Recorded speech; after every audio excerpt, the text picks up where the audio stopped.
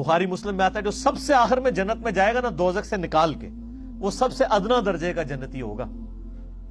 لاکھوں کروڑوں سال دوزخ میں جلے گا، جب اس کے سارے گناہ دھل جائیں گے دوزخ کے عذاب کے عوض، اور بس اس کے پلے صرف یہ نیکی ہوگی، اس نے زندگی میں ایک دفعہ لا الہ الا اللہ کہا ہوگا، بس یہ کلمہ اس نے پڑھ لیا ہوگا، لا الہ الا اللہ محمد رسول اللہ، یا اپنے بھی وقت کے پیغمبر پہ جو اپنے زمانے میں امتوں کے تھے ان پہ ایمان لائے ہوں گے۔ تو جیسے ہی اس کو بخاری مسلم کے الفاظ ہیں دوزخ سے نکالا جائے گا، اللہ تعالیٰ فرمائے گا ہاں بھائی تیرے لیے زمین سے 10 گنا بڑی جنت، تو کہے گا یا اللہ تو خدا ہو کے میرے ساتھ مذاق کرتا ہے۔ تو بخاری مسلم کے الفاظ ہیں کہ اللہ تعالیٰ اپنی شان کے لائق مسکرائے گا اس کی بات کے اوپر،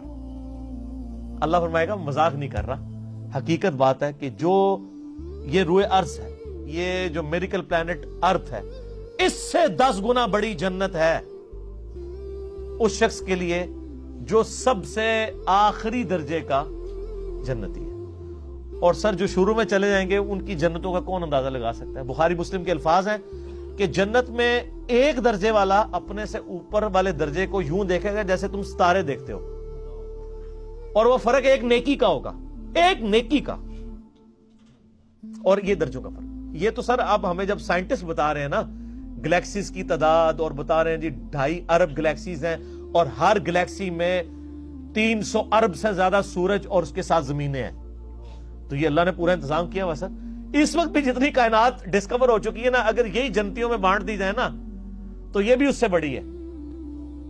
اللہ نے تو کیا کچھ پیدا کر دیا، اسی لیے قرآن حکیم میں آتا ہے نا کہ تمہارے رب کے لشکروں کو کوئی نہیں جانتا اس کے سوا۔ ہم تو یعنی مخلوقات کا احاطہ کر ہی نہیں سکتے جو کچھ اللہ نے پیدا فرما دیا۔